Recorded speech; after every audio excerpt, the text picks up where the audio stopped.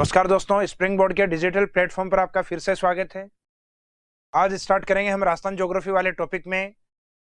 जो drainage system वाला था अपवाह तंत्र, उसके बाद में अपन ने राजस्थान की लेक्स देखी थी, झीलें देखी।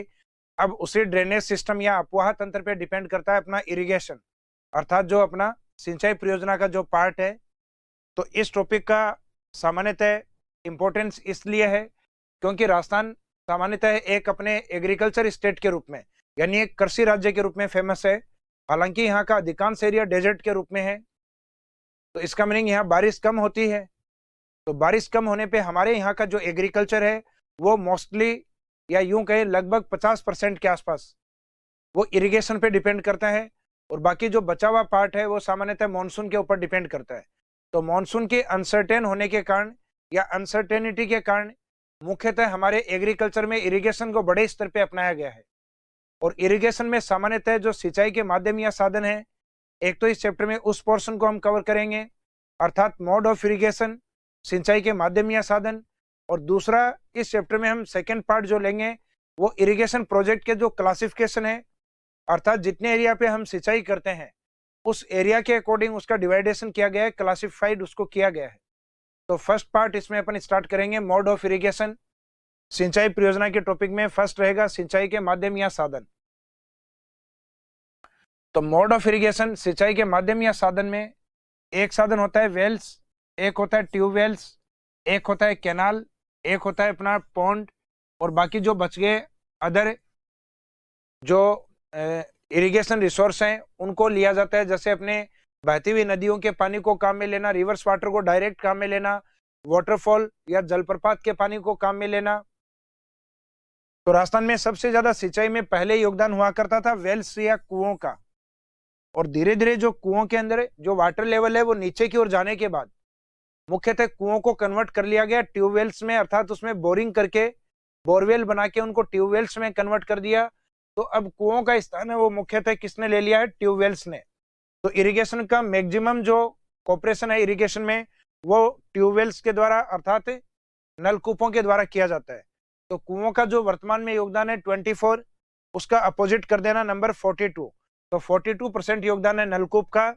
नलकूप के बाद में सबसे ज्यादा योगदान है कैनाल अर्थात नहरों का 30%। उसके बाद में सर्वाधिक योगदान अपने वेल्स का, यानी 42, 30 और 24। और लास्ट में बचता है सबसे कम योगदान पॉन्ड्स अर्थात तालाबों का। और उसके बाद में जितने भी जो अदर रिसोर्स बचे हैं, अन्य जो संसाधन बचे हैं जिनसे एग्रीकल्चर इरिगेशन पॉसिबल हो, अर्थात कृषि सिंचाई पॉसिबल हो, वो सारे अदर में काउंट होते हैं। तो अगर एग्जाम में आपसे सिंचाई साधनों का डिक्लाइन ऑर्डर या असेंडिंग ऑर्डर पूछा जाए, अर्थात घटता हुआ क्रम या बढ़ता हुआ क्रम, तो आपको मैक्सिमम में रखना है नलकूप या ट्यूबवेल्स, सेकंड मैक्सिमम कैनाल या नहरें, थर्ड में वेल्स और लास्ट वाले में पौंड या तालाब को।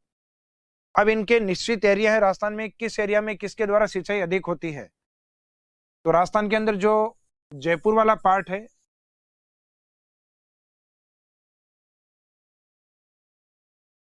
जयपुर वाला पार्ट है, इस वाले हिस्से में एक तो ट्यूबवेल्स के द्वारा अर्थात नलकूप के द्वारा, और दूसरा इस क्षेत्र में वेल्स अर्थात कुओं के द्वारा सिंचाई अधिक होती है। जबकि राजस्थान का जो नदन पार्ट है श्री गंगानगर, इस वाले एरिया में अपने कैनाल्स हैं, उनका इफेक्ट अधिक है। तो राजस्थान में नहरों के द्वारा सिंचाई यानी इरिगेशन फ्रॉम कैनाल्स, तो उसमें अपने डिस्ट्रिक्ट रहता है श्री गंगानगर डिस्ट्रिक्ट। और उसके बाद में चट्टानी भूमि होने के कारण यानी स्टोनी एरिया या पथरीला क्षेत्र होने के कारण मुख्यतः राजस्थान का जो भीलवाड़ा डिस्ट्रिक्ट है, इस भीलवाड़ा डिस्ट्रिक्ट का योगदान है तालाबों के द्वारा सिंचाई में सर्वाधिक। तो राजस्थान में तालाबों के द्वारा सिंचाई सर्वाधिक भीलवाड़ा में होती है। जयपुर में इरिगेशन है वो ट्यूबवेल्स और वेल्स के द्वारा सर्वाधिक होती है, और कैनाल्स या नहरों के द्वारा जो सिंचाई है वो गंगानगर में सर्वाधिक होती है। तो एक तो आपको ये सिंचाई माध्यम या साधन है इनका पता होना चाहिए, और ये मैक्सिमम या सर्वाधिक कौन से जिलों के अंदर इनके द्वारा सिंचाई होती है, अर्थात कुएं और जो नलकूप हैं वो सर्वाधिक हैं जयपुर की ओर। उसके बाद जो कैनाल, तो वो है राजस्थान के उत्तरी भाग में, जिसमें गंगानगर में सर्वाधिक कैनाल इरिगेशन मानी जाती है, और तालाबों की जो इरिगेशन है, जो पॉन्ड इरिगेशन है, वो मानी जाती है अपनी भीलवाड़ा के अंदर। इसके बाद में चैप्टर का सेकंड पार्ट आता है क्लासिफिकेशन ऑफ इरिगेशन, अर्थात सिंचाई का वर्गीकरण। तो सिंचाई परियोजनाओं का जब वर्गीकरण अपन करते हैं तो इनको 3 पार्ट्स में बांटा जाता है, माइक्रो, मीडियम और मैक्रो, अर्थात लघु सिंचाई परियोजना, मध्यम सिंचाई परियोजना और वृहद सिंचाई परियोजना। अब इनका जो क्राइटेरिया डिफाइन किया जाता है, ये इसमें इरिगेशन एरिया को टारगेट बना के किया जाता है। अर्थात ये जो डिवाइडेशन किया गया है ये किसके बेसिस पे किया गया है, इरिगेशन एरिया, कि आप कितना एरिया सिंचाई में कवर करते हैं उसके अकॉर्डिंग उसको नाम दिया जाता है। तो आपको जो बीच वाला स्केल है ये याद रखना है, इससे कम होगा तो माइक्रो इरिगेशन और इससे अधिक होगा तो मैक्रो इरिगेशन, यानी सूक्ष्म सिंचाई परियोजना और वृहद सिंचाई परियोजना। और 2000 हेक्टेयर से 10,000 हेक्टेयर तक, 2000 से 10,000 हेक्टेयर तक अगर सिंचाई की जाती है तो उसको नाम दिया जाता है मीडियम इरिगेशन प्रोजेक्ट। जैसे जनरली जो इरिगेशन डिवाइडेशन है, अर्थात जो सिंचाई परियोजनाओं का वर्गीकरण है,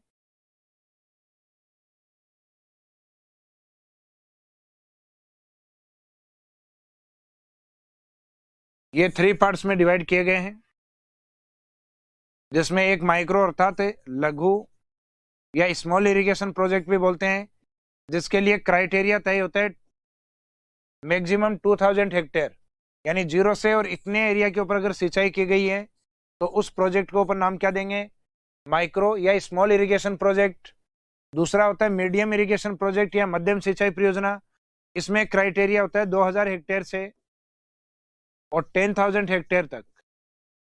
इसका मीनिंग है इससे अगर नीचे आएंगे तो उसको नाम देंगे लघु, और इस क्राइटेरिया में रहते हैं तब रहते हैं मीडियम इरिगेशन प्रोजेक्ट, और इस क्राइटेरिया के अगर ऊपर जाते हैं तो उन परियोजनाओं को नाम दिया जाता है वृहद सिंचाई परियोजना, जिसमें क्राइटेरिया रहेगा आपका 10,000 हेक्टेयर और मोर देन 10,000 हेक्टेयर, अर्थात 10,000 या 10,000 से ऊपर अगर इरिगेटेड एरिया है तो उस प्रोजेक्ट को अपने मैक्रो या मेजर इरिगेशन प्रोजेक्ट में काउंट करेंगे, अर्थात वृहद सिंचाई परियोजना के अंदर। तो सिंचाई परियोजना का क्राइटेरिया क्या है, इरिगेशन एरिया क्या है, तो इसमें मिड वाला आपको याद रखना है 2000 से 10,000 हेक्टेयर एरिया, उससे कम अगर जा रहे हैं तो स्मॉल इरिगेशन अर्थात माइक्रो, और 10,000 या उससे ऊपर जा रहे हैं तो आंसर रहेगा आपका मेजर इरिगेशन प्रोजेक्ट अर्थात मैक्रो जो सिंचाई परियोजना है उसके रूप में। राजस्थान में मुख्यतः जो नदियां हैं वो सामान्यतः छोटी नदियां हैं, यानी जो मेन रिवर्स हैं जिसमें चंबल, माही और बनास, इन कुछ एक नदियों को छोड़ दिया जाए तो बाकी बची हुई नदियां जो राजस्थान में है वो अपने आप में मीडियम रिवर या स्मॉल रिवर के रूप में है। तो इसका मीनिंग है राजस्थान में जो मेजर प्रोजेक्ट हैं अर्थात जो मैक्रो प्रोजेक्ट हैं वो कम बनाए गए हैं, जबकि जो स्मॉल और माइक्रो जो प्रोजेक्ट्स हैं वो अधिक बनाए गए हैं। तो सिंचाई में सर्वाधिक जो योगदान है वो मुख्यतः माइक्रो अर्थात स्मॉल इरिगेशन प्रोजेक्ट्स का अधिक है। तो सिंचाई में अधिकांशतः योगदान इसका रहेगा, जबकि क्राइटेरिया सबसे ज्यादा किसका रहता है, यानी जिसमें एरिया सबसे ज्यादा कवर किया जाता है वो परियोजना ये होती है, लेकिन ये राजस्थान में कम बनी हुई है। तो इसका मीनिंग राजस्थान में सबसे ज्यादा सिंचाई होती है लघु सिंचाई परियोजनाओं के माध्यम से। तो इसमें अपने लास्ट में एक लाइन मेंशन है, micro irrigation is the major contributor to irrigation. सिंचाई में सर्वाधिक जो योगदान देने वाली परियोजनाएं हैं वो लघु सिंचाई परियोजना या सूक्ष्म सिंचाई परियोजनाएं हैं। इसके बाद में हम स्टार्ट करते हैं मल्टीपर्पज प्रोजेक्ट या बहुउद्देश्यीय परियोजनाएं। तो बहुउद्देश्यीय परियोजना का मीनिंग जैसे इसके नाम में पता लग रहा है, मल्टीपर्पज यानी वे प्रोजेक्ट जिनके ऑब्जेक्ट या उद्देश्य एक से अधिक हो। एक से अधिक कितना हो, 2 हो या 2 से अधिक हो। तो जनरली आप ऐसे भी यूज कर सकते हैं कि वे इरिगेशन प्रोजेक्ट जिनके ऑब्जेक्ट 2 और मोर देन 2, यानी जिनके ऑब्जेक्ट एक से अधिक होने चाहिए। एक से अधिक का मीनिंग होता है कम से कम 2। तो इसका डेफिनेशन भी ऐसा ही है कि वे परियोजना जिनके उद्देश्य एक या उससे अधिक हो। एक या एक तो नहीं बोल सकते, इसको बोलेंगे 2 या 2 से अधिक हो। तो एक मेंशन किया है ये गलत है, उद्देश्य 2 या 2 से अधिक हो, यानी मिनिमम 2 तो हो। Those project which have objects more than 1, यानी एक से अधिक ऑब्जेक्ट होने चाहिए। तो एक से अधिक कितना होता है, या तो इस लैंग्वेज को इस तरीके से लिख सकते हैं जिनके उद्देश्य एक से अधिक हो, यानी एक अगर लिखा हुआ है तो उसके आगे लिखें एक से अधिक हो। इसका मीनिंग कम से कम 2 तो हो। 2 या 2 से अधिक हों तो उन्हें मल्टीपर्पज प्रोजेक्ट या बहुउद्देश्य परियोजना के रूप में डिफाइन करते हैं। अब वो प्रोजेक्ट जैसे कोई बड़ा प्रोजेक्ट या डैम प्रोजेक्ट बनाया गया है जिसका ऑब्जेक्ट इरिगेशन अर्थात सिंचाई करना भी है, वहां से हाइड्रो पावर प्रोडक्शन अर्थात जल विद्युत उत्पादन भी है, वहां से जो वाटर है वो ड्रिंकिंग वाटर के रूप में भी सप्लाई किया जाता है अर्थात पेयजल के रूप में भी। इसका मीनिंग उसके ऑब्जेक्ट 2 या 2 से अधिक हैं, यानी मेन ऑब्जेक्ट 2 और मोर देन 2। तो जो प्रोजेक्ट बनेगा उसको क्या कहा जाएगा? Multipurpose project. इस प्रकार के जो प्रोजेक्ट हैं उनके लिए पंडित जवाहरलाल नेहरू जी के द्वारा एक स्टेटमेंट दिया गया था कि इस प्रकार के प्रोजेक्ट हैं ये उभरते हुए भारत या जो आधुनिक भारत है उसके लिए मंदिर साबित होंगे, अर्थात ये जो मल्टीपर्पज प्रोजेक्ट हैं इन्हें इनक्रेडिबल इंडिया के मंदिर का दर्जा दिया गया है या टेम्पल ऑफ मॉडर्न इंडिया इनको कहा गया है, आधुनिक भारत के मंदिर। तो एग्जाम में ये क्वेश्चन आता है कि कौन से प्रोजेक्ट को आधुनिक भारत का मंदिर कहा गया है, अर्थात टेम्पल ऑफ मॉडर्न इंडिया। तो according to Jawaharlal Nehru multipurpose project are known as temple of modern India या इनक्रेडिबल इंडिया। तो पुनरुद्धित भारत या उदय होते हुए भारत या नवीन भारत के मंदिर कौन से प्रोजेक्ट को कहा गया है? स्मॉल इरिगेशन को, मीडियम इरिगेशन प्रोजेक्ट या मैक्रो इरिगेशन प्रोजेक्ट या मल्टीपर्पज प्रोजेक्ट। तो जिनके उद्देश्य 2 हों या 2 से अधिक हों उन प्रोजेक्ट को अपन कहते हैं मल्टीपर्पज प्रोजेक्ट अर्थात बहुउद्देश्यीय परियोजनाएं। और नेहरू जी ने इस प्रकार के प्रोजेक्ट्स को दर्जा दिया है आधुनिक भारत के मंदिर, क्योंकि मंदिर वो लोकेशन होती है जहां इंसान के कई कामों का या कई समस्याओं का समाधान होता है। अर्थात कोई व्यक्ति दुखी होता है वो मंदिर में जाके बैठता है। आमतौर पे अपन देखते हैं मंदिर के बाहर की ओर कई भूखे लोग होते हैं जिनको समय पे कई दानदाता अन्नदाता जो है वो उनको पैसे या भोजन उपलब्ध करवाते हैं। तो मंदिर वो जगह होती है जहाँ कई कार्य संपन्न हो। तो मल्टीपर्पज प्रोजेक्ट भी वो हैं जहाँ से कई कार्यों को संपन्न किया जाता है, जैसे irrigation water supply, drinking water supply या हाइड्रो पावर प्रोजेक्ट के रूप में वाटर सप्लाई। तो मल्टीपर्पज प्रोजेक्ट का एक तो आपको मीनिंग पता होना चाहिए। मीनिंग क्या है? यानी जिसका ऑब्जेक्ट 2 या 2 से अधिक हो। इनके लिए नेहरू जी के द्वारा एक शब्द काम में लिया गया था जिसे कहा जाता है टेम्पल ऑफ इनक्रेडिबल इंडिया या मॉडर्न इंडिया, आधुनिक भारत के मंदिर या पुनरुद्धित होते हुए भारत यानी उदयमान भारत के मंदिर के रूप में इनको जाना जा सकता है। अब मल्टीपर्पज प्रोजेक्ट के रूप में हम देखें तो मल्टीपर्पज प्रोजेक्ट की शुरुआत करने वाला विश्व का जो प्रथम राष्ट्र था वो यूएसए था, और जहां एक प्रोजेक्ट बनाया गया था टेनेसी नदी घाटी परियोजना, टेनेसी मल्टीपर्पज प्रोजेक्ट, जिसको देखने के लिए इंडिया से इंजीनियर्स की टीम भेजी गई और उस टीम ने उस बांध है उसका एनालिसिस करके भारत में प्रथम मल्टीपर्पज प्रोजेक्ट को बनाया जिसको नाम दिया जाता है दामोदर बहुउद्देश्यीय परियोजना। तो वर्ल्ड के लिए फर्स्ट मल्टीपर्पज प्रोजेक्ट था टेनेसी यूएसए, जबकि इंडिया के लिए फर्स्ट मल्टीपर्पज प्रोजेक्ट बनाया गया था जो दामोदर प्रोजेक्ट झारखंड और वेस्ट बंगाल के बीच में है। और जबकि राजस्थान के अंदर फर्स्ट मल्टीपर्पज प्रोजेक्ट राजस्थान में बनी हुई जो फर्स्ट कैनाल है जिसका नाम है गंग नहर, उसे राजस्थान का फर्स्ट मल्टीपर्पज प्रोजेक्ट माना जाता है।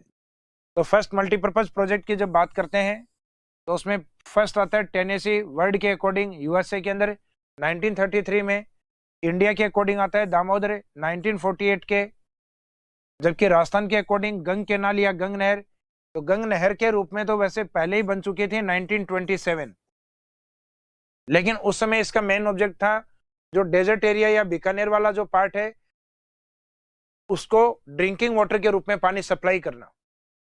लेकिन बाद में इसके पानी को ना केवल ड्रिंकिंग जबकि इरिगेशन में भी काम में लिया गया। तो 1950 या उसके बाद इसको एक मल्टीपर्पज प्रोजेक्ट में कन्वर्ट किया गया है।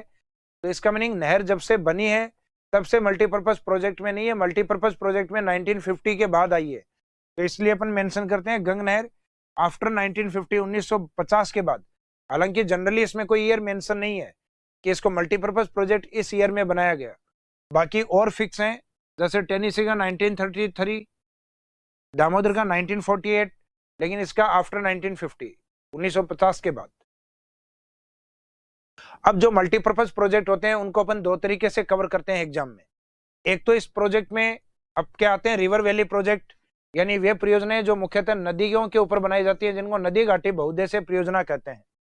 तो इसमें एक तो रहेगा रिवर वैली मल्टीपर्पज प्रोजेक्ट, जबकि दूसरे प्रोजेक्ट होंगे जो बड़े डैम या बैराज बना के उस बैराज में पानी कलेक्ट करके और किन्हीं दूसरे स्थान पे कैनाल निकाल दी जाती हैं, तो उनको कहेंगे कैनाल मल्टीपर्पज प्रोजेक्ट। जैसे पंजाब की ओर बनाया गया हरीके बैराज और वहां से निकाली गई है IGNP, इंदिरा गांधी नहर।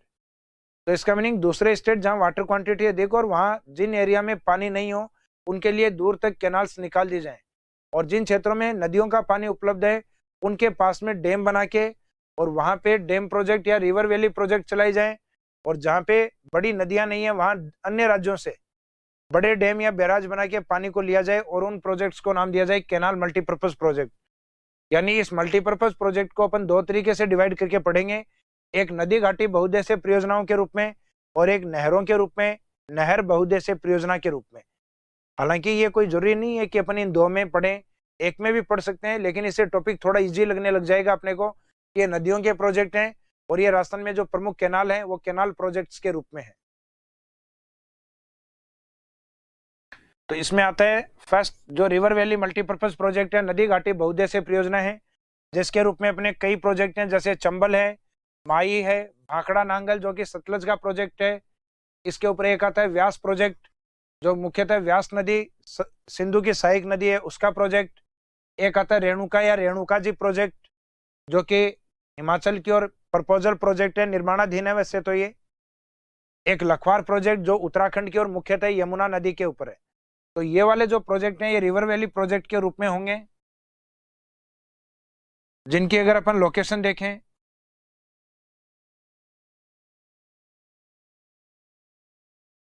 तो राजस्थान के अकॉर्डिंग ये वाला जो पार्ट है जो यूपी की ओर जाता है ये आता है अपना मुख्यतः चंबल मल्टीपर्पज प्रोजेक्ट वाले पार्ट में। राजस्थान के इस साइड में दक्षिण से एंट्री करके इस साइड में गुजरात की ओर जाने वाला, जिसके ऊपर माही मल्टीपर्पज प्रोजेक्ट। तिब्बत की ओर से आने वाली प्रमुख नदी जो कि पाकिस्तान की ओर जाती है जिसका नाम है सतलज रिवर, उसके ऊपर बनाए गए जो प्रोजेक्ट हैं हिमाचल की ओर और पंजाब की ओर, जिनका प्रॉफिट हनुमानगढ़ की ओर आता है, इसको नाम दिया जाता है भाखड़ा नांगल।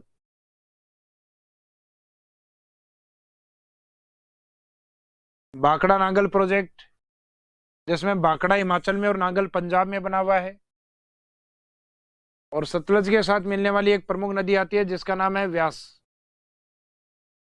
जिसके ऊपर बने हुए जो डैम प्रोजेक्ट हैं जिनको नाम दिया जाता है Pong dam and Pandoh dam. तो जो पोंग और पंडोह डैम है ये व्यास मल्टीपर्पज प्रोजेक्ट का पार्ट।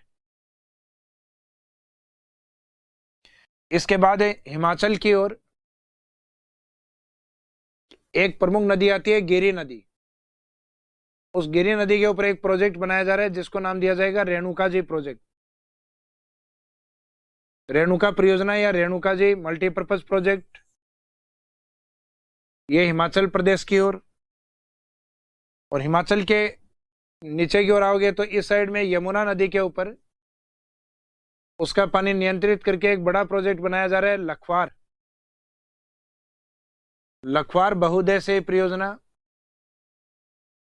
जो कि मुख्यतः उत्तराखंड वाले पार्ट में देहरादून की ओर बन रही है।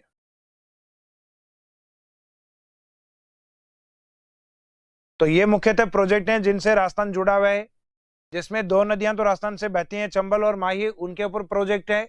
बाकी जो अदर प्रोजेक्ट हैं इसमें वो राजस्थान की ओर नहीं है, राजस्थान के बाहर की नदियां हैं, जैसे सतलज नदी जहां से डैम बनाए गए हैं भाखड़ा नांगल, और इस प्रोजेक्ट को हम नाम देते हैं भाखड़ा नांगल मल्टीपर्पज प्रोजेक्ट। ऊपर वाला जो व्यास नदी का प्रोजेक्ट है उसको बांध के नाम से नहीं देकर नदी के नाम से ही नाम देते हैं व्यास बहुउद्देश्यीय परियोजना। और उसके बाद में है जो डैम है रेणुका जी, उस डैम के according Renuka ji multipurpose project.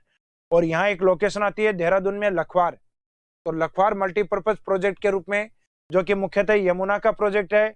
और जो गिरी वाला प्रोजेक्ट है वो मुख्यतः नदी का नाम गिरी है, प्रोजेक्ट का नाम उसमें रेणुका जी है। तो ये जो गिरी नदी और प्रोजेक्ट का नाम रहेगा रेणुका जी परियोजना, जो कि हिमाचल की ओर स्थित है। तो इन प्रमुख 6 नदी घाटी बहुउद्देश्यीय परियोजनाओं को अपन कवर करेंगे इस पोर्शन में।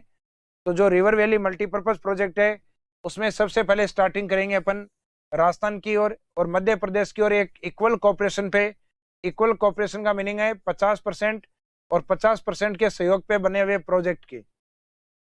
तो चंबल मल्टीपर्पज प्रोजेक्ट में सबसे पहला जो पॉइंट है अपन यही लेंगे कि इसमें जो कोऑपरेशन है वो कौन कौन से स्टेट का है। तो कोऑपरेशन है इसमें एक तो राजस्थान का 50% और रिमेनिंग 50% है मध्य प्रदेश का। अर्थात ये इक्वल कोऑपरेशन या कंट्रीब्यूशन के ऊपर बनाया गया मल्टीपर्पज प्रोजेक्ट है। और इस प्रोजेक्ट में टोटल 3 स्टेज में टोटल 4 डैम का कंस्ट्रक्शन किया गया है। और ये जो 4 बांध हैं ये मैंने आपको चंबल रिवर में भी बताए थे, जिसमें 3 फेजेज या 3 स्टेज में टोटल 4 डैम कंस्ट्रक्शन हुआ है। और ये किस तरीके से हुआ है,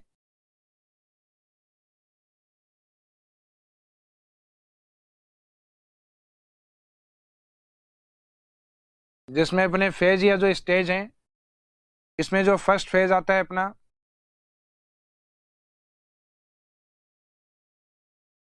फर्स्ट फेज जिसमें आता है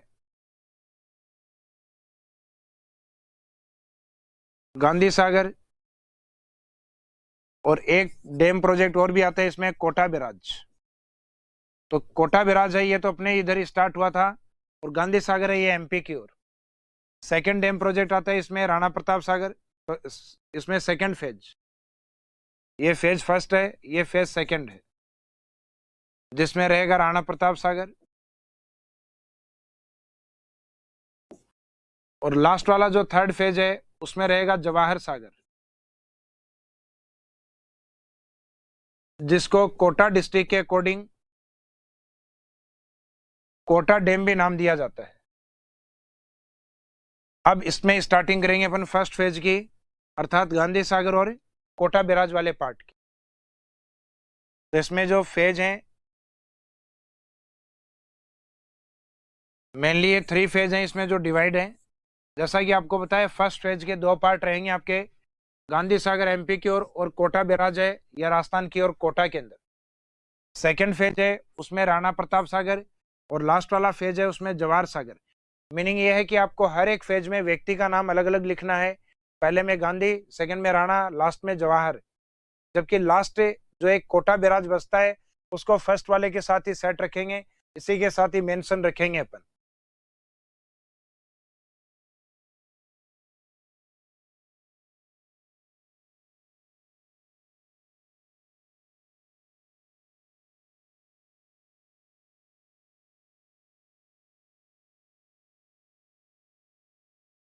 तो ये वाला जो पार्ट है विंध्यन वाला, जहां से निकलने वाली जो प्रमुख नदी है उस नदी का नाम क्या है, चंबल नदी। इस चंबल नदी का फ्लो इस साइड में इस तरीके से है, लास्ट में ये यमुना के साथ कनेक्ट होती है, अर्थात वो इसका लास्ट पॉइंट डिस्चार्ज पॉइंट है यमुना के अंदर। इस नदी के ऊपर जो बांध बनाए गए हैं इसमें एक तो राजस्थान में एंट्री करने से पहले बना हुआ है गांधी सागर,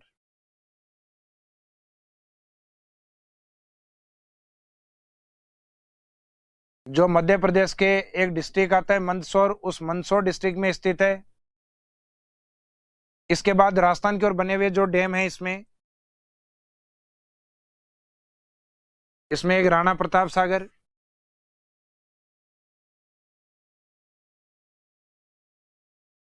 राणा प्रताप सागर जो कि चित्तौड़ की ओर स्थित है, जहां नदी एंट्री करती है चित्तौड़ वाले डिस्ट्रिक्ट में। इस डैम का एक तो इम्पोर्टेंस है कि राजस्थान की ओर जो 3 बांध हैं चंबल के, उन 3 में ये सबसे बड़ा है। सभी में तो बड़ा माना जाता है गांधी सागर को, जो कि एमपी की ओर है, लेकिन राजस्थान की ओर जो चंबल के प्रोजेक्ट हैं उसमें राणा प्रताप सागर सबसे बड़ा है। और इससे वाटर सप्लाई की जाती है राजस्थान के न्यूक्लियर एनर्जी स्टेशन को, अर्थात जहां परमाणु ऊर्जा बनती है रावत बाठा, उसे यहाँ से जल आपूर्ति की जाती है। इसके बाद में राजस्थान की ओर बड़ा बांध होने के कारण आगे पानी की कमी आती है, जिसे वापस उठाने के लिए पिकअप डैम बना हुआ है जवाहर सागर। जैसे जनरली हम कहते हैं कि माही के अंदर एक पिकअप बांध है जिसका नाम है कागदी पिकअप, चंबल में भी एक पिकअप बांध है जिसका नाम है जवाहर सागर या कोटा डैम। इसको कोटा बांध भी कहा जाता है, जो कोटा बूंदी की बाउंड्री पे है। जबकि सबसे आगे वाला जो डैम है ये कोटा बैराज,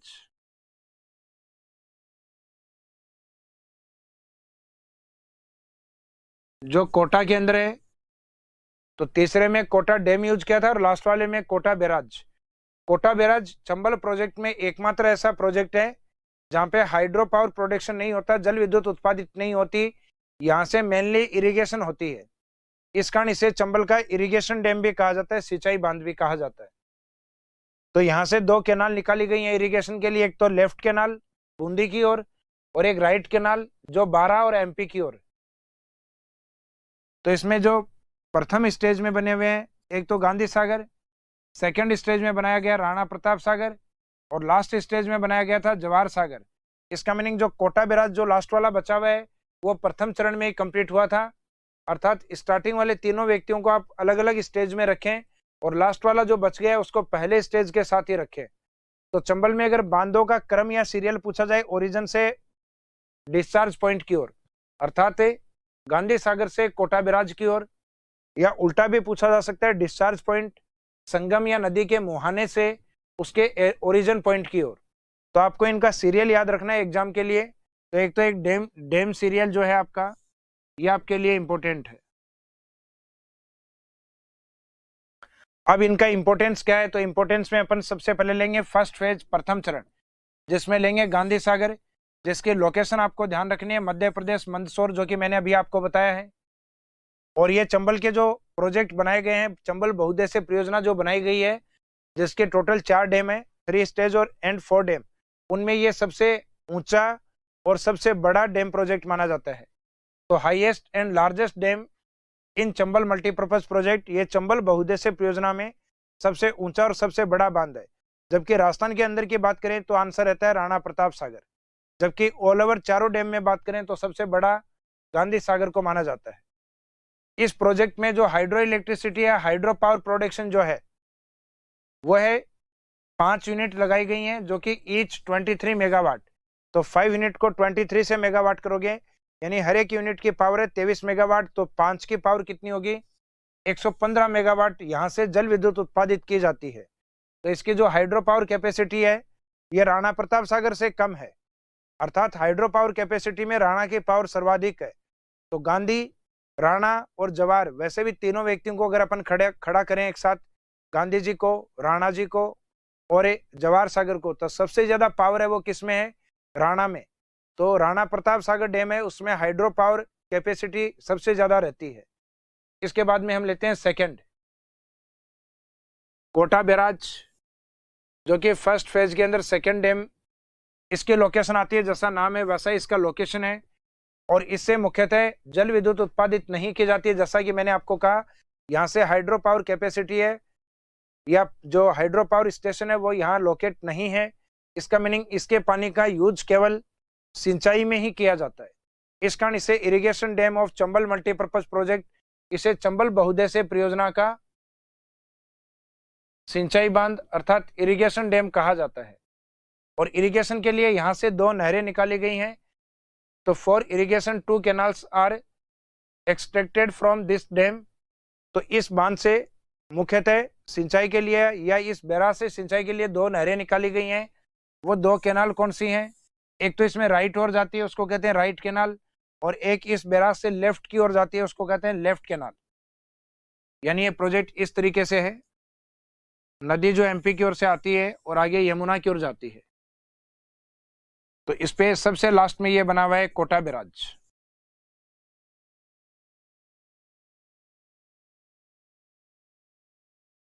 तो कोटा बैराज में एक साइड तो ये वाला पार्ट आता है राइट साइड, इसको कहते हैं राइट कैनाल,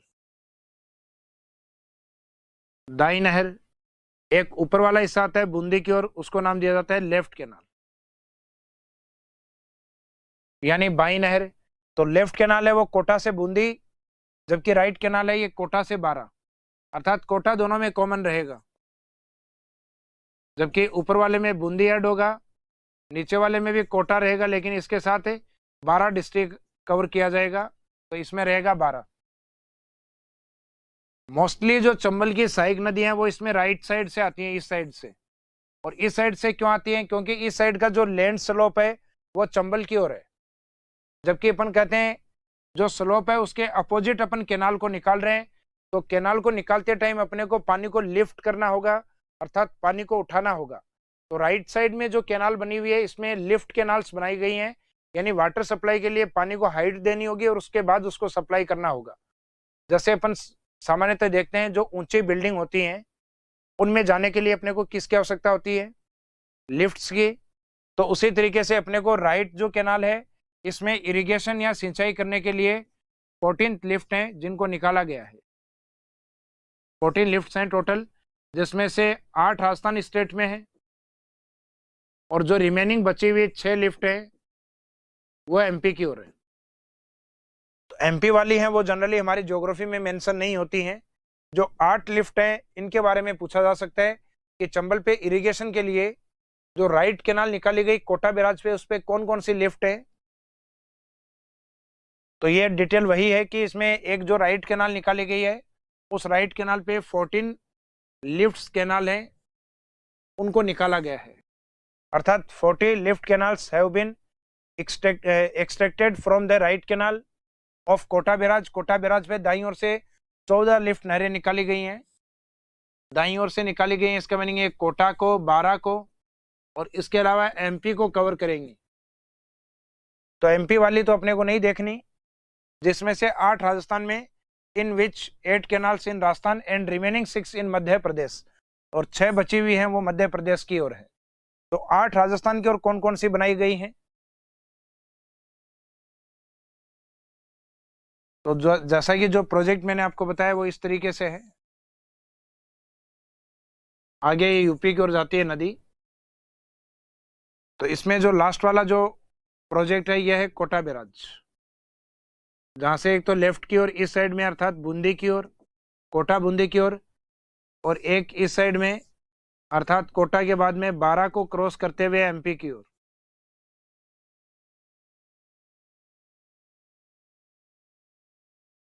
तो कोटा बैराज में मेनली जिस साइड में स्लोप अधिक है उस साइड में इरिगेशन अधिक होती है, यानी इरिगेशन जो एरिया वो लेफ्ट कैनाल का बड़ा है। लेकिन जिस साइड में पानी को लिफ्ट करके अर्थात 14th लिफ्ट को निकाल के इरिगेशन किया जाता है, जिसमें 8 राजस्थान की और 6 एमपी की हैं, तो उसमें इरिगेशन जो एरिया होता है वो कम होता है। तो कोटा बैराज के कौन से कैनाल से इरिगेशन सर्वाधिक होता है? लेफ्ट कैनाल अर्थात कोटा बूंदी वाले पार्ट पे। अब इसमें राइट साइड में जो 8 कैनाल्स निकाली गई हैं उनके नाम क्या क्या हैं? तो इन नामों को आपको याद रखना है ऊपर से नीचे की ओर। एक तो इस व्यक्ति का नाम आपको याद करना है, यानी ट्रिक्स के अकॉर्डिंग अगर आप इनको देखें तो एक व्यक्ति का नाम आपको याद करना है, दीपक। तो दीपक में दी से दिगोद, पैसे, पचेल, ये लोकेशन या जगहों के नाम है। फिर कैसे आपको ध्यान रखना है, कचारी लिफ्ट। दीपक के बाद में एक नाम और बोलना है आपको, गणेश। दीपक गणेश, गणेश का बोलना है गणेशगंज लिफ्ट। और उसके बाद में 2 बार बोलना है दीपक गणेश आ और आ सो जा। तो दीपक और गणेश को 2 बार बुलाना है, दीपक गणेश आ सो जा। तो उसमें इनके जो लिफ्ट कैनाल्स हैं वो सारी कवर हो जाएंगी, अर्थात दिगोद, पंचेल, कचारी, गणेशगंज। आ से अपने को याद रखना है अंता लिफ्ट, जो कि 12 में लोकेशन आती है, और दूसरी का नाम भी यही है अंता, लेकिन वो छोटी है इस कारण उसको अंता माइनर लिफ्ट के नाम से जाना जाता है। तो अंता लिफ्ट स्कीम, और दूसरी है अंता माइनर लिफ्ट। जबकि लास्ट वाली जो है सो से है सोरखंड, और लास्ट से है जालीपुरा। तो फर्स्ट लोकेशन जो दिगोद है और लास्ट जो जालीपुरा है, ये 2 लोकेशन है, स्टार्टिंग और लास्ट वाली कोटा में, और बाकी बीच में ये जितने भी पार्ट बचे हुए हैं ये सारे 12 के अंदर। तो ये जो चंबल की लिफ्ट कैनाल है, जनरली एग्जाम में, या हम बात करें आरएस मेंस एग्जाम की, तो आरएस मेंस के अंदर जनरली अपने से आईजीएनपी की लिफ्ट कैनाल पूछी जाती हैं, अर्थात इंदिरा गांधी नहर परियोजना की, जो कि हम टॉपिक स्टार्ट करेंगे तब देखेंगे। लेकिन राजस्थान के अंदर जब रिवर्स में से लिफ्ट कैनाल पूछे जाएं तो चंबल की लिफ्ट कैनाल है ये पूछी जा सकती हैं, जो राजस्थान की ओर 8 हैं और बाकी रिमेनिंग 6 एमपी की ओर है। उसके बाद में आता है इसका सेकेंड फेज। सेकेंड फेज में बने हुए बांध का नाम है राणा प्रताप सागर। जैसा कि मैंने आपको बताया ये चित्तौड़गढ़ में स्थित है, और राजस्थान की ओर जो लोकेटेड डैम है उनमें लार्जेस्ट डैम इसको बोला जाता है, अर्थात राजस्थान की ओर सबसे बड़ा बांध है। चंबल का लार्जेस्ट नहीं, चंबल का लार्जेस्ट है गांधी सागर जो कि एमपी में है। चंबल पर राजस्थान के अंदर यानी कंडीशन है इन राजस्थान स्टेट। तो largest dam of Rajasthan state, Rajasthan का सबसे बड़ा बांध, water supply to Rawat Bhata nuclear energy plant. इससे मुख्यतः परमाणु विद्युत गृह रावत बाठा को विद्युत आपूर्ति की जाती है। राजस्थान में न्यूक्लियर स्टेशन अभी एक ही बना हुआ है, रावत बाठा चित्तौड़गढ़ वाला, जबकि एक प्रपोजल है न्यूक्लियर स्टेशन बांसवाड़ा के अंदर, जो आपको आगे एनर्जी वाले टॉपिक में कवर करवाएंगे। और इसकी जो हाइड्रो पावर कैपेसिटी है, जल विद्युत उत्पादन क्षमता है, वो 4 यूनिट्स की है, जबकि इससे पहले वाला था उस पर 5 यूनिट थी। लेकिन वहां पे हर एक यूनिट का प्रोडक्शन कम था, अर्थात 23 मेगावाट, और यहाँ पे ईच यूनिट है 43 मेगावाट। तो इसकी जो पावर है ये ज्यादा होगी 172 मेगावाट, जबकि स्टार्टिंग वाले गांधी सागर का जो कैपेसिटी था वो था 5 यूनिट इंटू 23 मेगावाट। तो 5 यूनिट जिसमें ईच प्रोडक्शन 23 था, अर्थात टोटल 115 मेगावाट। तो जैसा कि आपको बताया था, जितने भी डैम है उनमें व्यक्तियों का नाम जहां आता है वहां पे हाइड्रो पावर प्रोडक्शन किया जाता है, जिसमें सबसे ज्यादा पावर किसमें रहेगी, राणा के अंदर। इसके बाद में तीसरा फेज जिसमें जवाहर सागर डैम आता है, इसकी लोकेशन कोटा और बूंदी की बाउंड्री पे है। इसकी जो हाइड्रो पावर कैपेसिटी है वो और भी कम हो जाती है, इसमें 3 यूनिट हो जाती है और लास्ट में 33 मेगावाट। यानी चंबल के जो प्रोजेक्ट हैं, जैसे पहला गांधी सागर, सेकंड है राणा प्रताप सागर, और तीसरा है जवाहर सागर। यानी शॉर्ट में लिए गांधी, राणा और जवाहर। तो पहले वाले में 5 यूनिट काम करती हैं, सेकंड वाले में 4 यूनिट्स, और लास्ट वाले में यूनिट केवल 3 ही रह जाती हैं, यानी यूनिट कम कंटिन्यू कम होती है। लेकिन स्टार्टिंग वाले में जो यूनिट्स हैं, ईच यूनिट पावर है 23 मेगावाट, 115 मेगावाट। सेकेंड वाले में है ईच यूनिट 43 मेगावाट, मीनिंग है 172 मेगावाट। और लास्ट वाले में ईच यूनिट है वो 33 मेगावाट, यानी टोटल 99। तो इनका जब टोटल आप करेंगे तो टोटल आएगा 386। ये टोटल हाइड्रो पावर प्रोडक्शन है 386 मेगावाट, जो कि राजस्थान और एमपी की ओर इक्वल डिवाइड किया जाता है। अर्थात इसको डिवाइड करेंगे तो 193 मेगावाट राजस्थान का पार्ट एंड रिमेनिंग 193 मेगावाट है ये मध्य प्रदेश का पार्ट होगा। तो total hydro electricity power capacity of Chambal multipurpose project, जो कि यहाँ पर ने टोटल किया तो लास्ट कितना आया, 386 मेगावाट, जिसमें राजस्थान और एमपी दोनों का इक्वल कॉपरेशन है। तो आप तो टोटल जोड़ के देख लीजिएगा हर डैम का, और लास्ट में जो टोटल आता है उसको डिवाइड बाई 2 करके दोनों स्टेट में इक्वल इक्वल डिवाइड कर दीजिए। जबकि लास्ट वाला जो डैम है जवाहर सागर डैम, इसे चंबल का पिकअप डैम भी कहा जाता है, अर्थात pickup dam of Chambal project. इसे चंबल का पिकअप बांध भी कहा जाता है।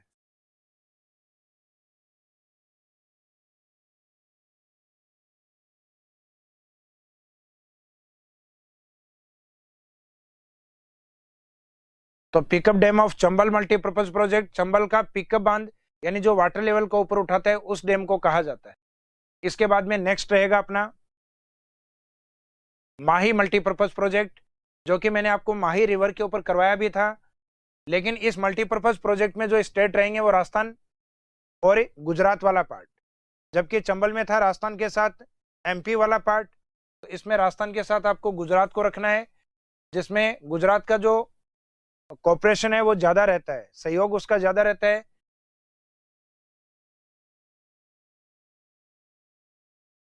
अपन इसमें कहेंगे इसका कॉपरेशन पार्ट यानी सहयोग राज्य।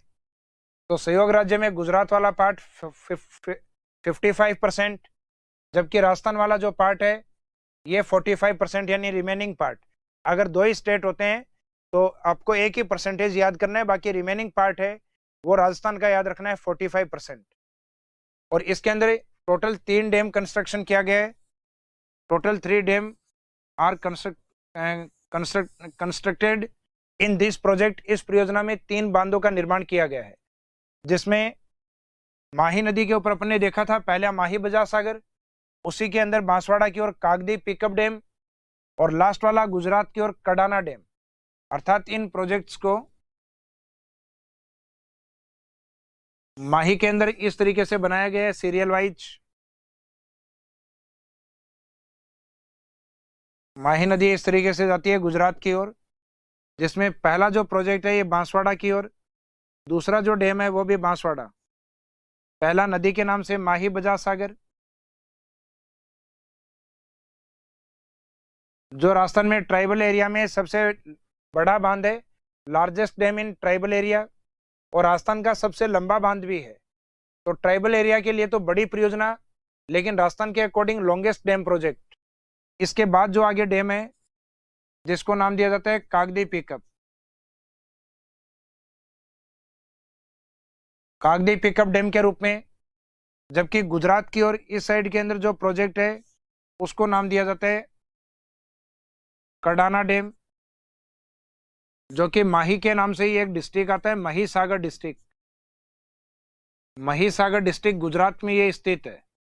तो इसका मीनिंग है राजस्थान के अंदर सामान्यतः कई बार डैम का सीरीज पूछा जाता है, ओरिजिन पॉइंट से डिस्चार्ज पॉइंट की ओर या डिस्चार्ज पॉइंट से ओरिजिन पॉइंट की ओर। तो उसमें सामान्यतः टारगेट किया जाता है या तो माही नदी के डैम प्रोजेक्ट्स को या चंबल के डैम प्रोजेक्ट को। तो माही के इसी के नाम से रहेंगे माही बजाज, कागदी और लास्ट गुजरात वाला कडाना डैम प्रोजेक्ट। और इस मल्टीपर्पज प्रोजेक्ट में जो हाइड्रो पावर जनरेशन है या जो प्रोडक्शन है वो कितना है, तो इसमें स्टार्टिंग में 2 यूनिट लगाई गई थी लगभग 1986 के आसपास, जिसमें ईच यूनिट 25 मेगावाट यानी टोटल प्रोडक्शन 50 मेगावाट। जबकि सेकेंड टाइम जब 1989 में एक प्रोजेक्ट और आया था इस पे, उसमें भी 2 यूनिट्स ईच 45 अर्थात टोटल 90 मेगावाट सेकेंड फेज में, और दोनों फेज का अगर टोटल किया जाए तो 140 मेगावाट। लेकिन जो हाइड्रो पावर स्टेशन जो स्टेब्लिश किए गए हैं उनका जो पेमेंट गुजरात ने किया है उस पेमेंट को हमने पे कर दिया है गुजरात को। तो इसका मीनिंग हाइड्रो पावर जो प्रोजेक्ट हैं वो अब वर्तमान में कंप्लीटली राजस्थान के हैं। तो यहाँ से जो उत्पादित जो एनर्जी है वो कंप्लीटली ट्राइबल एरिया को सप्लाई की जाती है। इसका मीनिंग ये हुआ कि प्रोजेक्ट कॉर्पोरेशन प्रोजेक्ट है, लेकिन इससे उत्पादित जो हाइड्रो पावर प्रोजेक्ट है या उत्पादित जो जल विद्युत ऊर्जा है वो केवल ट्राइबल एरिया के लिए। तो राजस्थान का वह मल्टीपर्पज प्रोजेक्ट जिसकी कंप्लीट एनर्जी अपने ट्राइबल एरिया में सप्लाई होती है, तो वो माही मल्टीपर्पज प्रोजेक्ट अर्थात माही बहुउद्देश्य परियोजना रहेगी। तो अभी तक अपन ने 2 प्रोजेक्ट किए हैं, एक तो राजस्थान के सदर्न वाले पार्ट की और जो गुजरात के साथ किया माही, और एक राजस्थान के सदर्न और ईस्टर्न पार्ट जो कि चंबल का प्रोजेक्ट है जिसमें राजस्थान के साथ रहेगा एमपी। इसके बाद में नेक्स्ट प्रोजेक्ट आता है भाखड़ा नांगल प्रोजेक्ट। तो भाखड़ा नांगल जो प्रोजेक्ट है ये राजस्थान के जो उत्तर में जो बहने वाली प्रमुख नदियां हैं, जिसमें एक नदी आती है सतलज रिवर। तो ये सतलज का प्रोजेक्ट है, और इसमें जिन स्टेट का कोऑपरेशन है यानी कोऑपरेशन करने वाले जो स्टेट है उसमें एक तो मुख्य पंजाब, उससे अलग हुआ हिस्सा हरियाणा, और राजस्थान का कोऑपरेशन और राजस्थान का जो प्रॉफिट है वो इस रेशियो में है 15.2%। यानी भाखड़ा नांगल प्रोजेक्ट में राजस्थान को कितना प्रॉफिट होता है, तो आंसर रहेगा 15.2%। और ये प्रोजेक्ट कौन से नदी पर है, तो this project is located on Sutlej river. ये प्रोजेक्ट मुख्यतः सतलज नदी का है, क्योंकि अभी तक जो अपन ने प्रोजेक्ट पढ़े थे चंबल मल्टीपर्पज वो चंबल पे था, यानी प्रोजेक्ट अपनी नदी के नाम से ही था, लेकिन यह डैम के नाम है भाखड़ा और नांगल, और प्रोजेक्ट जो रिवर प्रोजेक्ट है वो है सतलज प्रोजेक्ट। तो यहाँ जो सतलज नदी के नाम पे है, बांध परियोजनाओं का नाम नहीं है, इसलिए एग्जाम में पूछा जा सकता है कि भाखड़ा नांगल डैम प्रोजेक्ट है वो कौन सी नदी के ऊपर है। जबकि चंबल और माही मल्टीपर्पज प्रोजेक्ट में इसलिए नहीं पूछा जाएगा, dam project and river name is same, कि बांध परियोजना का नाम और नदी का नाम क्या है, एक जैसा है।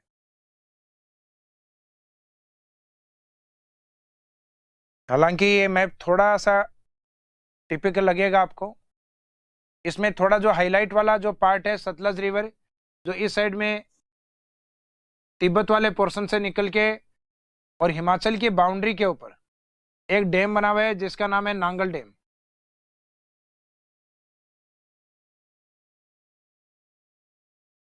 ये हिमाचल की ओर है।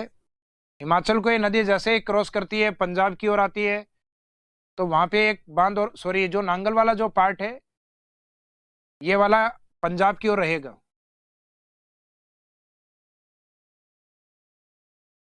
ये पंजाब की ओर है, जबकि इस नांगल से जस्ट ऊपर की ओर है, ये जो हिमाचल वाली बाउंड्री के अंदर है। भाई मिस्टेक है, ये नांगल वैसे एक रामसर साइट भी है जो पंजाब की ओर है। तो नांगल वाला जो डैम है ये पंजाब, और इसके जस्ट पहले जो भांकड़ा बना हुआ है वो हिमाचल में। लेकिन इस प्रोजेक्ट को जब बनाया जा रहा था, इस परियोजना को जब बनाया जा रहा था भांकड़ा नांगल को,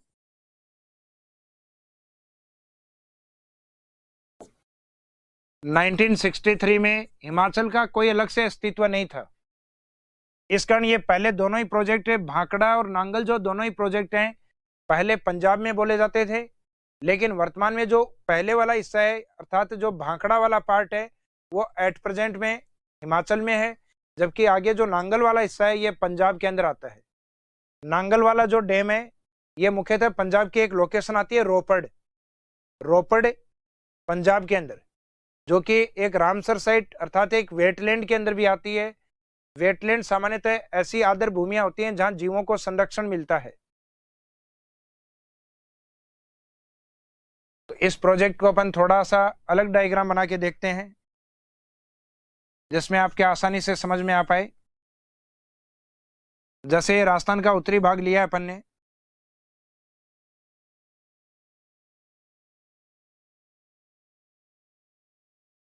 इस साइड से सतलज नदी निकल के और इस साइड में पाकिस्तान की ओर जाती है।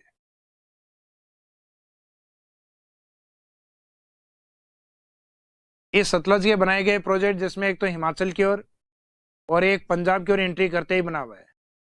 हिमाचल वाले प्रोजेक्ट को नाम दिया गया है भांकड़ा डैम, जो कि बिलासपुर हिमाचल में बना हुआ है। जबकि आगे वाला जो डैम है इसका नाम है नांगल डैम, जो कि पंजाब की ओर एक लोकेशन आती है रोपड़ पंजाब, वहां पे बनाया गया है। आगे वाला जो डैम है इसमें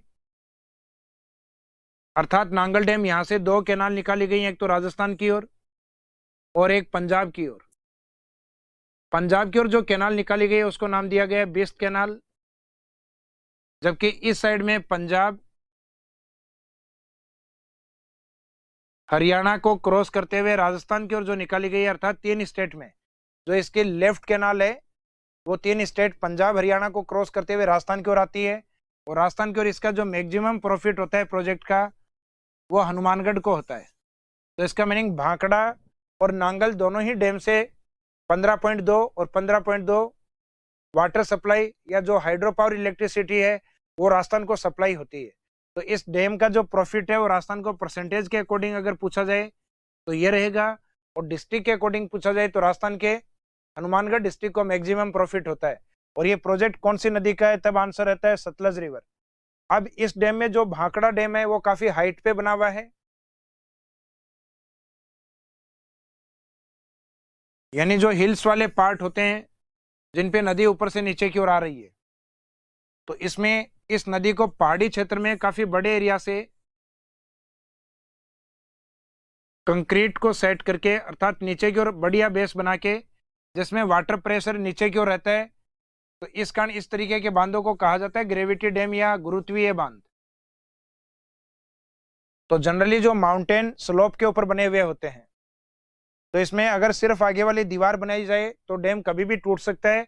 लेकिन अगर उसका बेस या आरसीसी फैक्टर से इसको बनाया जाए, तो अगर इसका नीचे वाला पार्ट और उसी से कनेक्ट की जाए आगे वाली दीवार, तो जब तक रिवर प्रेशर नीचे की ओर रहेगा तब तक ये पूरा ब्लॉक सेट रहेगा पहाड़ी के अंदर और आगे वाली दीवार नहीं टूटेगी। तो यहाँ प्रेशर नीचे की ओर होने के कारण इसको कहते हैं ग्रेविटी डैम अर्थात गुरुत्वीय बांध। तो कहा जाता है गुरुत्वीय बांध के रूप में ये इंडिया में सबसे ऊंचा है, जिसकी हाइट 226 मीटर अर्थात 226 मीटर मानी जाती है। जबकि गुरुत्वीय बांध जैसा शब्द यूज नहीं हो और हाईएस्ट डैम ऑफ इंडिया पूछा जाए तब आंसर रहता है टिहरी डैम, यानी भारत का सबसे ऊंचा बांध टिहरी है जिसकी हाइट अप्रोक्सीमेट 260 मीटर। लेकिन इंडिया का सबसे ऊंचा गुरुत्वीय बांध यानी ये शब्द आते हैं, आंसर रहेगा आपका भांकड़ा डैम। भांकड़ा डैम की हाइट और इसके एरिया को देखकर पंडित जवाहरलाल नेहरू जी ने इसे Miraculous great things of India अर्थात एक charismatic great things of India, Bharat की एक चमत्कारी विराट वस्तु की संज्ञा दी।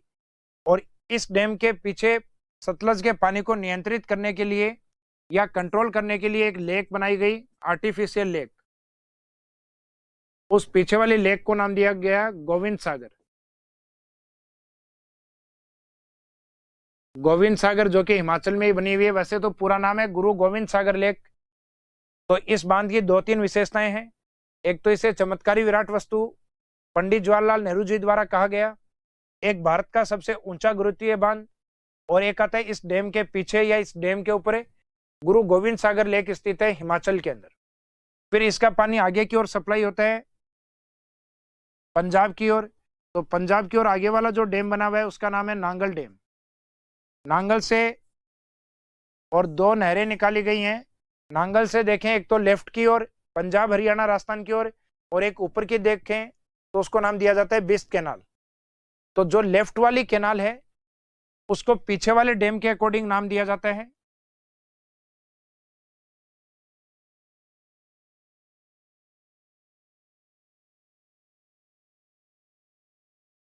ये वाली जो लेफ्ट वाली कैनाल है पीछे वाले डैम के अकॉर्डिंग, अर्थात इसको नाम दिया जाता है भाखड़ा नहर, जबकि ऊपर वाली को नाम दिया जाता है बिस्ट नहर।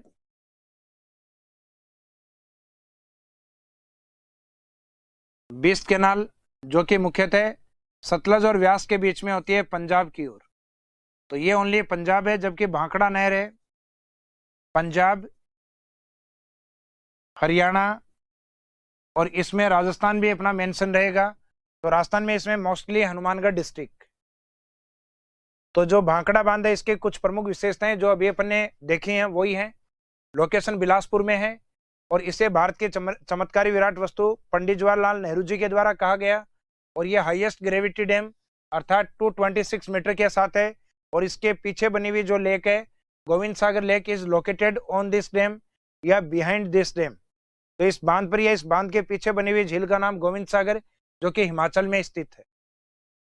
उसके आगे वाला जो नांगल डैम है वो मुख्यतः रोपड़ पंजाब की ओर स्थित है, जहां से 2 कैनाल, एक राइट को और एक दूसरी लेफ्ट को। तो राइट वाली जो कैनाल है उसको नाम दिया जाता है बिस्ट कैनाल, और जो लेफ्ट वाली है वो भाखड़ा कैनाल, जिससे लिंक किया गया है राजस्थान पंजाब हरियाणा। लेकिन ये अपने अकॉर्डिंग पढ़ रहे हैं तो मुख्यतः राजस्थान से ये लिंक है भाखड़ा नहर, जिसको निकाला किस डैम से गया है, नांगल डैम से। भाखड़ा कैनाल यानी ये जो प्रोजेक्ट जो पढ़ रहे हैं अपन, is the largest multipurpose project of Rajasthan and India. ये भारत या राजस्थान की सबसे बड़ी बहुउद्देशीय परियोजना है, जबकि इंडिया का फर्स्ट मल्टीपर्पज प्रोजेक्ट था दामोदर, जबकि लार्जेस्ट मल्टीपर्पज प्रोजेक्ट माना जाता है भाखड़ा नांगल प्रोजेक्ट को। और इसका जो मैक्सिमम प्रॉफिट वाला डिस्ट्रिक्ट राजस्थान की ओर है वो है हनुमानगढ़, अर्थात मोर प्रॉफिटेड डिस्ट्रिक्ट इसमें हनुमानगढ़ को माना गया है। सर्वाधिक लाभ प्राप्त करने वाला जिला हनुमानगढ़। तो अपन जो मल्टीपर्पज प्रोजेक्ट स्टार्ट किए हैं रिवर वैली प्रोजेक्ट, उसमें आज की क्लास में हमने 3 कवर किए हैं, चंबल, माही यानी जो राजस्थान के साथ नीचे वाले स्टेट होते हैं एमपी और गुजरात, उसके बाद भाखड़ा नांगल जिसमें राजस्थान के ऊपर वाले स्टेट पंजाब हरियाणा और एक खुद राजस्थान, इनको कवर किया है। बाकी बचे हुए 3 प्रोजेक्ट और बचे हैं रिवर वैली प्रोजेक्ट में, जिन्हें हम कवर करेंगे अपनी जो नेक्स्ट क्लास होगी उसके अंदर। आज की क्लास में इस टॉपिक को हम यहीं विराम देते हैं। Thank you.